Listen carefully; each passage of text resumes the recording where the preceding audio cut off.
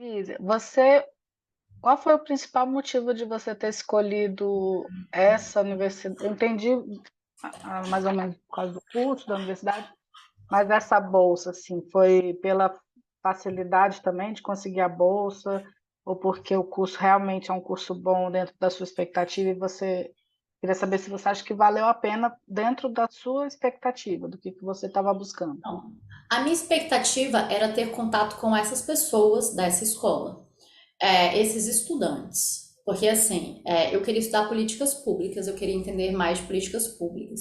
Só que eu não acho que políticas públicas devem ser feitas por pessoas que viveram apenas, né? Por pessoas que viveram na sociedade, no alto nível social, classe média alta, classe alta, estudaram nas melhores escolas. Eu não acho que a política pública tem que ser feita com essas pessoas. Eu acho que ela tem que ter acesso a pessoas que viveram e que estiveram inseridas no lugar onde está o problema. Então, assim, eu pesquisei, eu quis, né? Eu olhei, olha, existe Tivni, existe essa bolsa aqui da Fundação Lema, existe essa aqui não sei aonde, existe essa faculdade. Eu olhei várias. É, eu realmente achei muito interessante. Não sei se eu tenho a competência técnica para passar no Tivni, por exemplo. Não sei. Mas, assim, eu presumo que eu tenha todos os pré-requisitos para passar no Tivni. Todo esse pré-requisito de, história a saga do herói, assim, sabe? Ai, fiz isso, fiz aquilo. Tudo isso como pré-requisito eu tenho. Não sei se eu saberia escrever, né? Me passaria, não sei.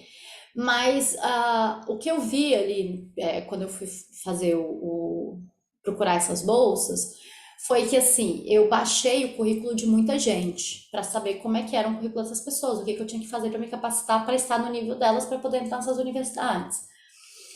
Mas a questão é que assim, eu vi muita gente do mesmo perfil.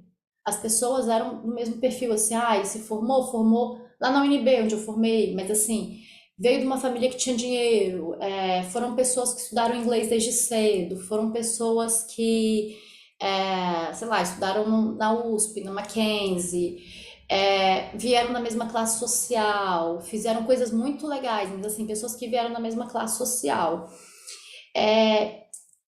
E para mim, não são essas pessoas que resolvem problemas sociais, porque a gente está cheio de problemas sociais desde sempre. E são essas pessoas que estão dentro da ONU, da OCDE, são essas pessoas que trabalham para o Banco Mundial, são essas pessoas que estão ali fazendo essas pesquisas. Elas fazem muita coisa, não estou tirando o mérito delas, elas fazem muitas coisas.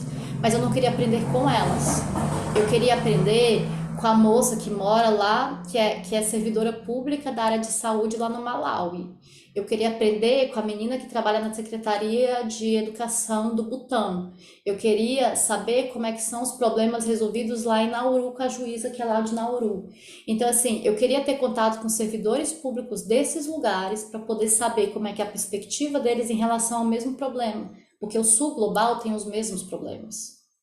Então, estando o sul global imerso dentro dos mesmos problemas, talvez dentro desse mesmo sul global, no meio dessas mesmas pessoas, porque a gente é meio que tudo igual, assim, né? A gente vive mais ou menos a mesma realidade. Com essas pessoas, eu queria aprender se elas deram alguma solução para os problemas delas, porque elas estão imersas nesse problema. É muito. Eu não consigo, hoje em dia, assim, eu vejo uns problemas que são bestas, assim.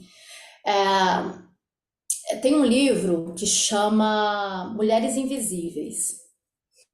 Esse livro é de uma escritora, Caroline alguma coisa.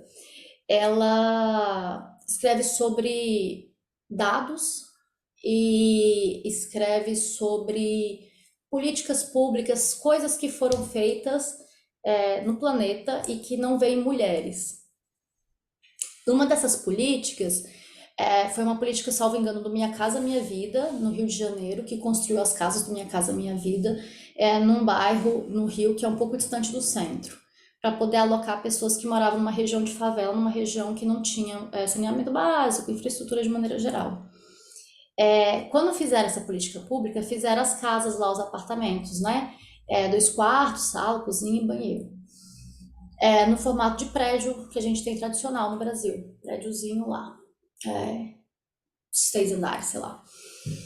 E aí, essa política não deu muito certo para o que eles queriam. Eu não lembro qual era o desenho e o que eles queriam exatamente com a política, mas era, né, dar moradia para as pessoas e favorecer que essas pessoas tivessem o seu emprego e tudo mais, a sua vida lá, mas com casa.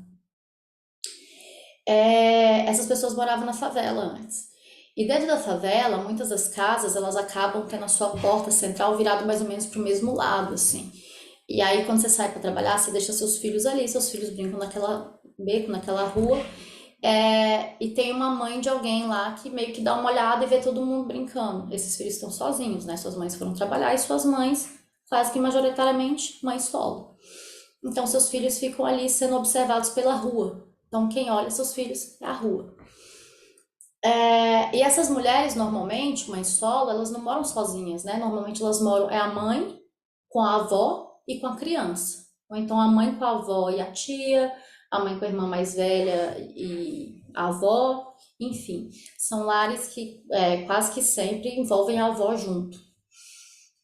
Porque é ela que fica cuidando da criança nos horários que dá, né? E aí fizeram esse desenho, fizeram essas casas e deram essas casas. Essas mulheres antes elas trabalhavam ali de diarista, no serviço ali sendo caixa, trabalhando nas lojas na redondeza. Elas saíam da sua casa na favela e iam para as lojas para trabalhar. Rapidinho, 2 tempos estava lá, porque a favela no Rio de Janeiro ela é no centro, né? Elas são em centros. Elas têm grande acesso, acessibilidade. Quando fizeram essas casas, deram essas casas para essas pessoas foram morar nas suas casas.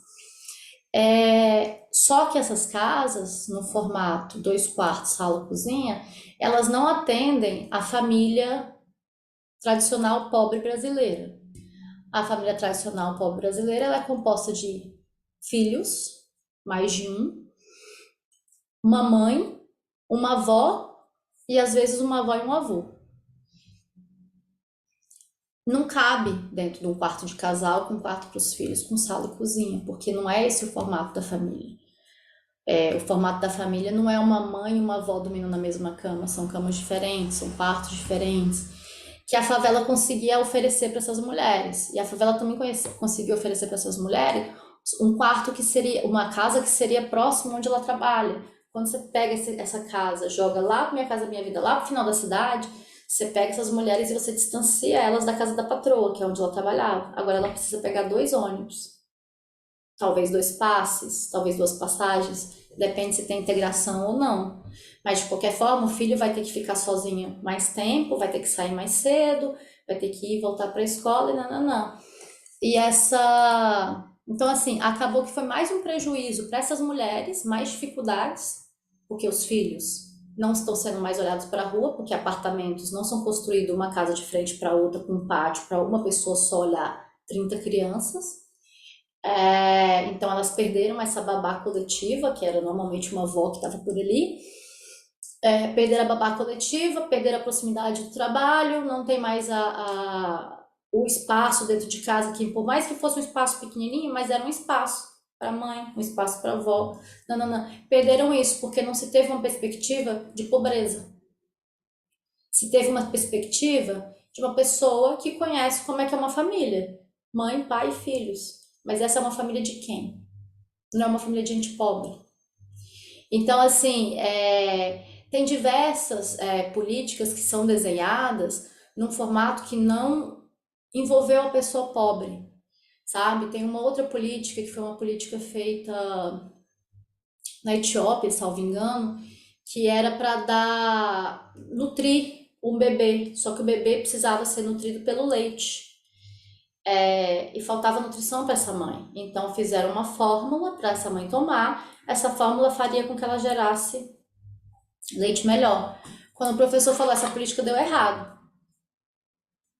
Aí eu falei, uai, a mãe não comeu a fórmula, a mãe deu a fórmula para a família. Aí ele, você já leu o trabalho? Eu falei, não li. Mas que mãe que vai comer? A mãe tá com fome, o bebê tá com fome. O outro filho dela que ela tem tá com fome. Você vai comer para esse bebê ficar nutrido Ou você vai pegar essa coisa que você ia comer e vai dividir para um filho e vai dividir para outro? Você vai dividir para seus dois filhos, você não vai deixar um com fome e ficar comendo na frente dos dois. Você vai, mas é óbvio para uma mãe que não tem o que comer. Mas é só óbvio para uma mãe que não tem o que comer. Porque ela tá comendo aquela fórmula ali como extra para poder nutrir essa criança. Então, assim, tem muitas Denise, coisas que não são desculpa, pensadas. Pode falar. desculpa te interromper, tá super interessante, só que eu vou precisar sair. Mas olha só, tá gravando, você tá roxo. Você pode, na hora que encerrar, fechar a janelinha e eu vou receber o link da ligação. Alguém, se a Mara tiver mais perguntas, Juliana, eu vou fazer uma pergunta, mas eu não vou poder acompanhar porque eu tenho que ir na escola da minha filha. Mas eu queria que você falasse também um pouco lá do dia a dia, essa questão que você chegou a trazer por alto sobre a misoginia, né? Você falou, você é uma mulher solteira, a maioria casada, enfim, a quantidade, a diferença entre homens e mulheres, se tinha mais mulheres ou mais homens lá, e como que foi isso, assim, para você, uma mulher solteira, indo ficar no país, né, coreano, lá na Coreia, enfim, falasse um pouquinho sobre isso também, e também sobre a participação das mulheres mesmo lá, se era muito discrepante, e porque, por exemplo, estou até trazendo essa questão, porque esses exemplos que você está dando, com certeza, né, a gente tem que buscar uma. A gente não tem pessoas dessas classes fazendo as políticas, porque essas pessoas não chegam sequer na universidade. Com a política das cotas, políticas afirmativas, felizmente está mudando, né? Mas ainda falta um caminho longo para a gente ter um universo, né, da academia, enfim, da universidade mais diverso ainda. Né? Que Uhum. a gente fala, por exemplo, de ter médicos negros, né? Médicas negras, porque tem esse olhar para essa população que a grande, grande maioria dos médicos são brancos. Então, assim, esses exemplos que você deu tem muito a ver com ouvir as mulheres, as necessidades das Sim. mulheres. E será que as mulheres estão lá também, estão aí estudando onde você estava? Então, porque assim, mesmo que, vamos dizer, nós sejamos de uma classe, né, a gente não passou por aquelas situações, mas a gente também já tem um olhar de gênero. Algumas coisas a gente já vai olhar diferente do que se fossem homens brancos ali ocupando esse lugar, né? Então, enfim, eu queria que você falasse um pouco disso, da misoginia, como é que foi lá, se você sentiu, né? Essas questões, xenofobia também. E eu digo no ambiente mais universitário, você já reforçou bastante da população da Coreia, É, mas no... como na universidade é um público diferente, porque, por exemplo, só para deixar claro, quando eu estudei na Inglaterra, né, eu tive a Bolsa Tivne, tinha muito pouco inglês lá também, dentro da universidade, sabe? A maioria era estrangeira, então não tem, claro, não tem nada a ver com hostilidade e tudo, mas eu tive pouquíssimo contato com inglês dentro do ambiente da universidade. Então, eu queria que você focasse um pouquinho na universidade mesmo, na convivência com os colegas, né, nas discussões e falasse sobre isso, sobre a misoginia e sobre a participação das mulheres. Eu vou fazer o mute, eu vou parar meu vídeo aqui, a gravação continua. Quando vocês terminarem, aí você só fecha a sala e está tudo bem. E eu quero te agradecer muitíssimo. Foi muito interessante. Eu teria muito, muito mais perguntas para fazer. Quem sabe a gente marca um outro papo uma hora dessa, tá bom? Obrigada. Um Tchau. abraço. Então, é muito difícil a convivência com pessoas de outras religiões e de outros países, assim, principalmente países que são menos desenvolvidos socialmente. Então, assim, o Brasil, na minha opinião, sabe? Quanto mais eu leio sobre políticas públicas e vejo coisas em outros países em relação à parte de justiça social, mais eu acho que o Brasil é tipo o primeiro mundo da justiça social. Embora a gente tenha um milhão de problemas, é claro. Mas, assim, a gente percebe que, assim, os outros países, as mulheres estão muito longe de alcançar o mesmo espaço que a gente tem no Brasil. mesmo com essas taxas de feminicídio, mas enfim, é muito longe, assim. Então, com uma parte religiosa também, né? Então, se a gente vê que as muçulmanas têm outras liberdades que a gente não tem, e outras restrições que são bem, para a gente, né, para nossa visão, são bem grandes, assim. Questão da roupa e tudo mais. A misoginia é muito forte, por parte de certos grupos específicos, assim. Aí você entra dentro das regiões específicas. A parte de África e Ásia, se pega assim tudinho, África e Ásia, assim, Oceania, é tudo muito mais misógino que a gente. Porque a cultura tá nesse nível pra lá. É isso, assim. Pô, deve ter aspectos religiosos, deve ter aspectos culturais, uma porrada de aspectos. Então as meninas enfrentam bastante, as meninas, eu principalmente, assim, enfrentei bastante problema. Porque eu sou uma pessoa que não se cala.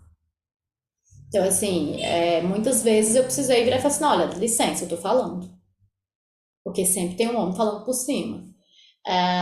Ou então, tipo, parar e falar assim, olha, esse tipo de coisa não se faz, você tá fazendo piada com isso. No meio da aula, tipo, atrapalhar alguém. O professor falar alguma coisa, até o professor rir de alguma coisa, pra você tá rindo de quê? O que é uma ofensa muito grande dentro da cultura coreana, você não abaixar a cabeça com o professor. Mas acontece. A maior parte das meninas estão tão acostumadas com o tratamento. Eu também estou acostumada com o tratamento, mas eu acho inaceitável, então eu, né, me senti dentro do ambiente que eu poderia falar, falei. Mas os homens, eles atuam como gangue. Então, assim, é um protegendo o outro. Então, você vai ter, por exemplo, um problema muito sério, seríssimo, que é eles fazendo essas coisas, essas piadas, esse bullying, essa misoginia dentro de grupo de WhatsApp, por exemplo. A escola não tem controle nenhum sobre um grupo de WhatsApp,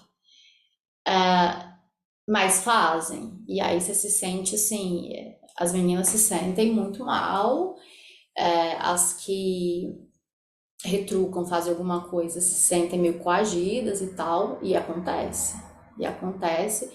E aí você tem a escola para reportar para a escola, mas você vai reportar para a escola, não vai acontecer muita coisa, né? Do mesmo formato que não acontece no Brasil, não acontece em lugar nenhum.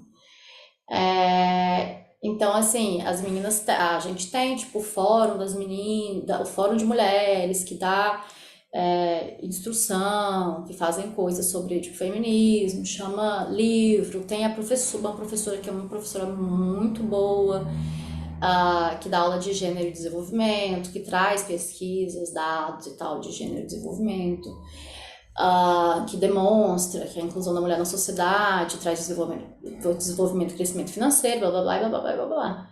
Mas ainda assim, você tem as pessoas que têm esses comportamentos, e aí é muito complexo. Porque, por exemplo, o grupo de latinos é pequeno. Aí você tem um grupo de asiáticos. O grupo de asiáticos é majoritariamente muçulmano, eles não falam. Mas o grupo de estudantes africanos, os homens, eles se sentem tipo numa gangue, assim, porque são muitos, eles jogam futebol juntos, então eles fazem aquela coisa do grupo masculino, eles se defendem entre si. Então um fez uma piada que entende, sei lá, uma coisa sobre estupro como uma piada, o outro ri, e o outro vai. E aí se uma mulher fala alguma coisa, aí vai todos em cima dessa mulher meio que é mimimi, não sei o que, lá lá lá, e aí tipo destrói a mulher. E aí a mulher fica com mais medo daquela situação, porque afinal de contas é uma piada sobre estupro, que está sendo estuprada uma mulher. Então assim, você fica nesse ambiente, reporta para a escola, né? Muita gente não reporta porque tem medo de retaliação, mas a escola tem uma política de antes de ir para lá, eles te fazem fazer um curso sobre direitos humanos, sobre assédio, sobre xenofobia, sobre homofobia, sobre N coisas. Mas o problema é que a sociedade coreana também é homofóbica, também é misógina. Dentro da OCDE, por exemplo, é uma das que tem, se não for, eu acho que é a que tem mais discrepância, por exemplo, salarial entre homens e mulheres. E não é porque tá no mesmo cargo e recebe menos mesmo, sabe? Lá não tem não tem essa diferença de ser por qualquer outro fator. Tem um tratamento diferente para a mulher, sim, é perceptível. Então, tem bastante, sabe? Embora seja um país de primeiro mundo, você percebe bastante, assim.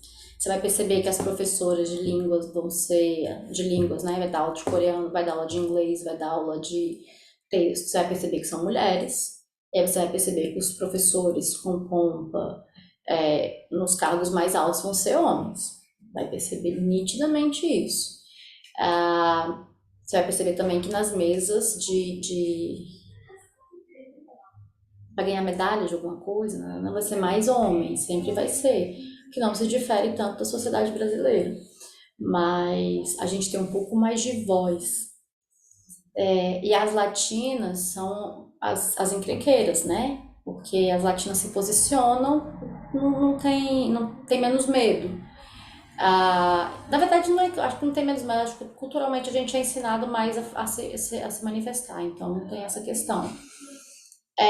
Você sente essa misoginia, é sentido. E aí, assim, eu sou uma pessoa que sente, a menina que entrou, a outra brasileira que entrou antes de mim também é uma pessoa que sente, mas as duas também são pessoas que falam. E que lideram essa questão assim de não vai ser assim, ponto final. Isso acontece. A escola dá suporte, mas nunca vai ser o suporte. Nunca vai ser o suporte adequado, porque socialmente no planeta inteiro a gente não está em nível de suporte adequado para combater assédio, misoginia, homofobia e qualquer coisa que seja, né, em relação às ditas minorias. Então, tem sim. Um outro ponto também é que, assim, por exemplo, eu tô de alça, né? Alça é a roupa oficial. Tá calor, eu tô de alça. Não interessa muito. Se eu for pro trabalho, boto um blazerzinho por cima, cheguei lá onde não vai ter ninguém que vai se incomodar com a minha alça, tô com a minha alça, com a minha blusa de alça.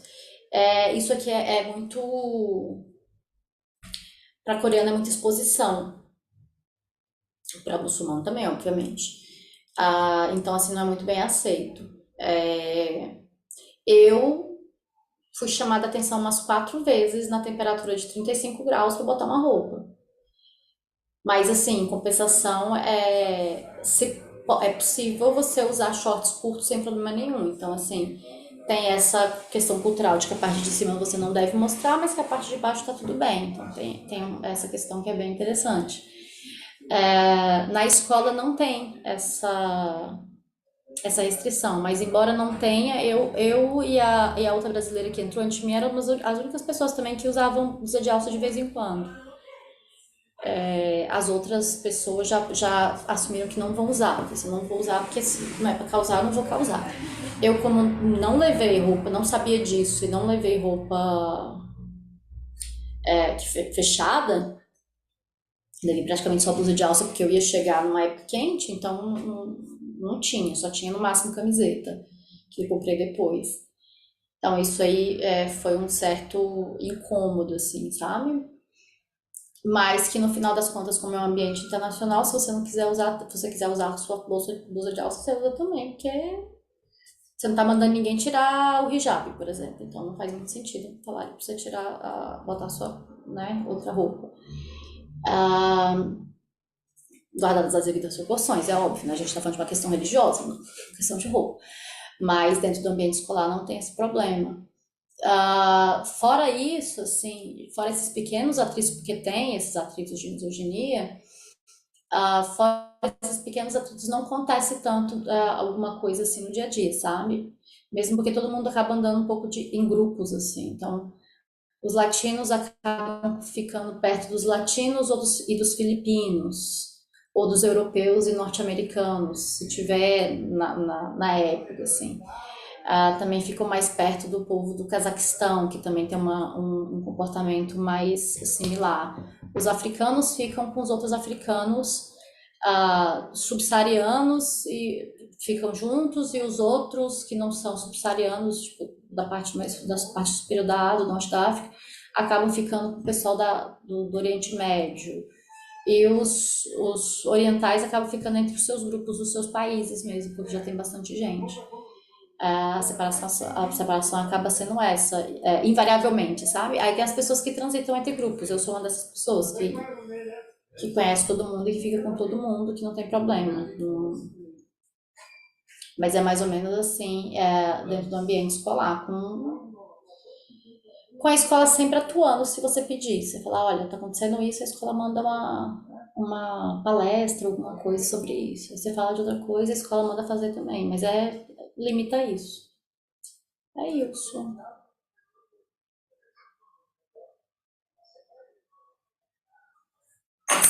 Nossa, Belízia, Eu fiquei aqui vidrada, ouvindo toda a sua trajetória, essa jornada. Eu acho que enriquece muito para quem, no meu caso, que eu entrei para realmente te ouvir, porque eu não tive ainda o prazer, né? Não tive ainda a oportunidade de uma experiência internacional e estou buscando isso.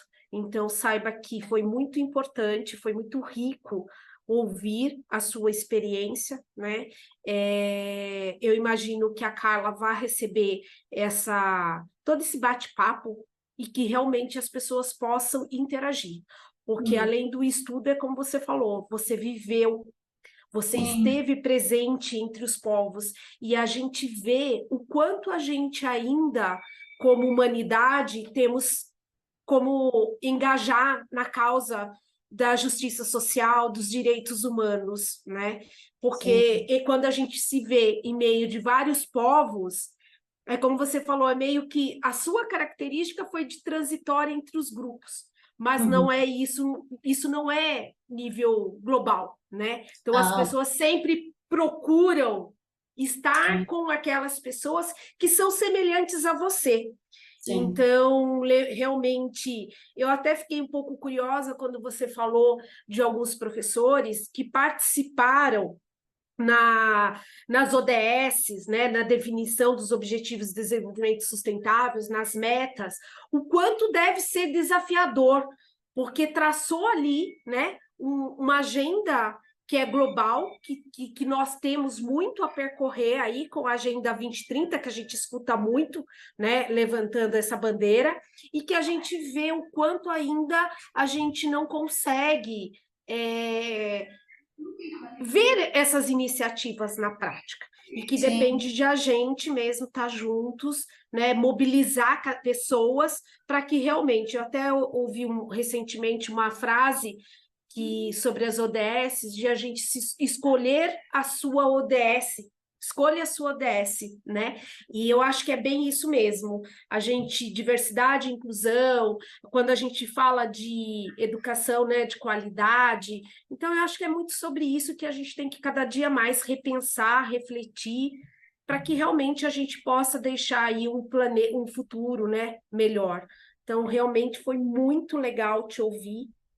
E, nossa, só para complementar, você vai me deixar aqui com a minha cabeça fervelhando, cheia de coisas aqui, porque realmente o discurso é muito lindo, mas a prática, a vivência, Nossa, a ela prática é muito supera. difícil. A prática, o discurso é muito legal, assim.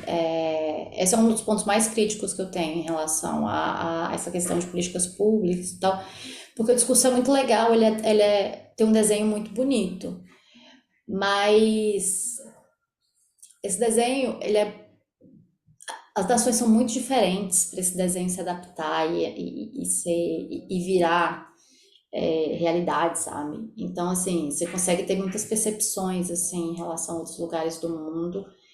Se você conhece um pouco dessa questão das ODS, por exemplo, se já leu ela, se você entende um pouco dessa área, que você começa a ver como é que está acontecendo nos outros países e quanto tem para andar, você consegue ver que a gente está muito, muito, muito, muito distante, assim. As minhas ODS são a de educação e as de igualdade de gênero, obviamente. É, Pelas minhas falas, né, é bem perceptível. E, E aí você vê como é que é discrepante, sabe? E como o Brasil é bacana em termos de desenvolvimento, assim. Embora a gente, no nosso dia a dia, a gente acha que está bem aquém do que deveria ser, mas a gente está bem adiantado em relação a muitas nações. E aí isso dá um gás, assim, para você querer trabalhar e tal, querer melhorar e tudo. Não dá mais esperança do que desesperança. Para mim, assim, tipo, em síntese, tipo, até para fechar, assim, eu só não iria para ter essa experiência, só não tentaria ter essa experiência na Coreia especificamente, eu como servidora pública, se eu tivesse um Chevening da vida, assim, sabe? Se tivesse sido aceita em Oxford. E não é tipo assim, um Chevening da vida para ser aceita em qualquer universidade dentro do Chevening, não. É dentro de ponta, assim, né? Porque é aquela coisa que eu falei, assim, você vai estar no meio de pessoas muito diferentes.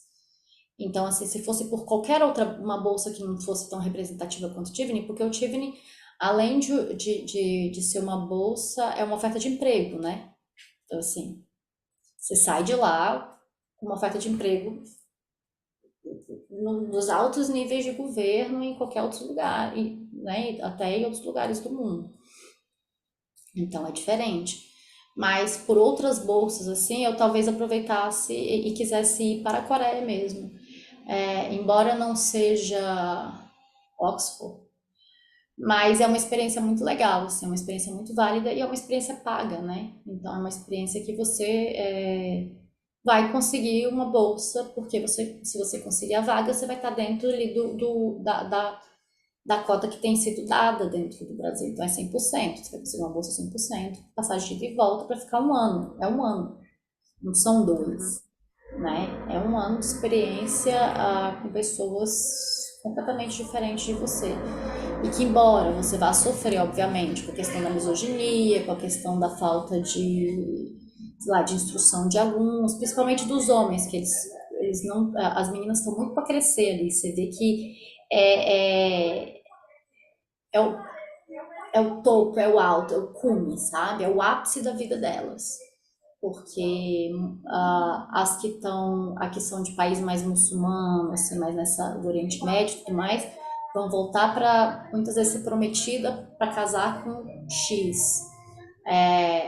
Tem várias que são tipo assim, a filha do líder tribal lá da África. E é tipo assim, que é líder tribal tipo, da Alquinha, assim, tô falando assim, tipo de filme mesmo. Então, que ela tem um papel importante ali como filha do líder, ela consegue fazer as coisas, trazer, sei lá, água para aquela população. Então, assim, e conseguiu fazer nível superior. Então, assim, é uma mulher que está fora do padrão, né? É uma mulher que está fora ali do que é o padrão naquele lugar. Então, ela vai para voltar, é o ápice da vida dela e também é uma mulher que vai fazer diferença ali, porque as mulheres que estão ali, elas conseguiram estar ali, né? Elas, de fato, não caiu do céu.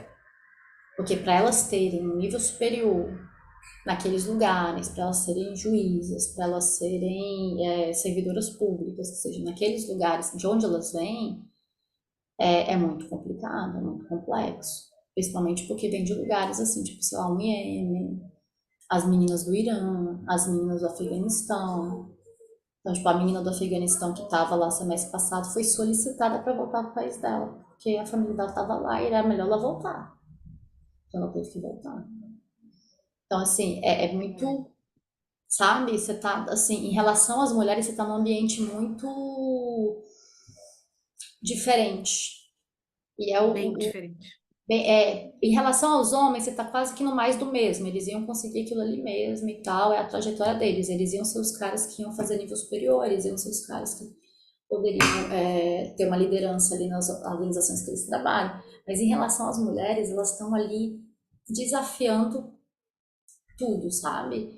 Então, com elas é um crescimento assim impressionante. Assim, estar com elas, conversar com elas, aprender com elas em relação aos países delas é um crescimento, assim, absurdo. É uma visão, assim, que você fala, cara, é nesse mundo que eu quero estar, sabe? Pelos homens, eu digo assim, tem muitos que são muito interessantes, tal, mas assim, eles são mais do mesmo. Agora, as mulheres são realmente sensacionais. Elas são realmente sensacionais. É muito impressionante, assim, as trajetórias. É bem legal de ver, é bem legal de ver. E é um ano. Então, assim, é um ano de uma experiência e de um networking, assim, que você vai ter com esse sul global. Legal. Legal, nossa, Belisa, eu só tenho mesmo mais uma vez para te agradecer. Acho que a gente tomou super seu tempo. Acho que a Carla, né, depois vai estar conferindo, mas foi muito legal mesmo. Obrigada pela sua gentileza, pela sua disponibilidade de estar, né, de estar aqui com a gente. A Vanessa acabou de entrar. Vanessa, está sendo gravado sim, né? Provavelmente a Carla vai disponibilizar através do e-mail na inscrição para que você possa ir tomar, porque foi um prazer, foi muito enriquecedor.